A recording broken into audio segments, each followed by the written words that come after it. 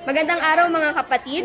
Muli po nating makakasama ngayon si Pastor Marvy Veloso upang sagutin po ang dalawang katanungan patungkol po sa naging salita kaninang umaga sa ating Sunday worship service. Pastor Marvy, magandang araw po. Kamusta po kayo? Mabuti naman sa biyaya ng Panginoon. Salamat po. So, patungkol po sa ating naging napag-usapan kanina, ang aming pong unang tanong ay paano po natin pagkakatiwalaan ng Panginoon at hindi po dumepende sa ating sariling kakayahan po? Kasi ang kakayahan natin ay may limitasyon. Kaya nga ayaw ng Panginoon na magtiwala tayo. Dahil kung bakit tayo naman kailangan magtiwala sa Panginoon. Kasi He knows all the ways. Walang bagay na hindi alam ang Diyos.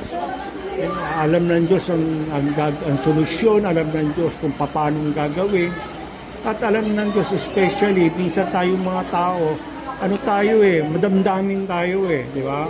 And sa damdamin niya, minsan natatalo tayo. Pero pag umasa ka sa Panginoon, kasi yung damdamin niya, bibigyan niya ng kasiyahan, bibigyan niya ng katuwaan. At ang maganda roon ay ang Diyos ay lagi nagbibigay ng solusyon.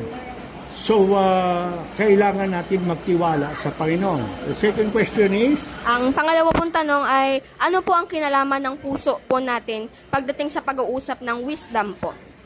Actually, kasi Jeremiah 17:9, ang sabi roon, kung meron mang pinakamadaya, it's the heart. Diba? At ito yung ginamit ng kalaban, kadalasan sa buhay natin.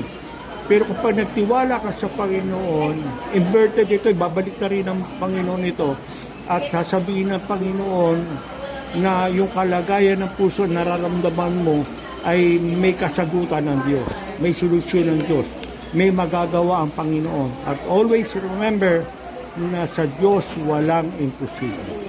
Salamat po. Maraming salamat po, Pastor Marvin. God bless.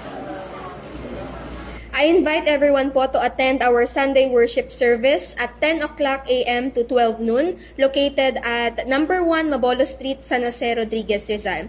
And please follow us to our social media platforms. God bless everyone.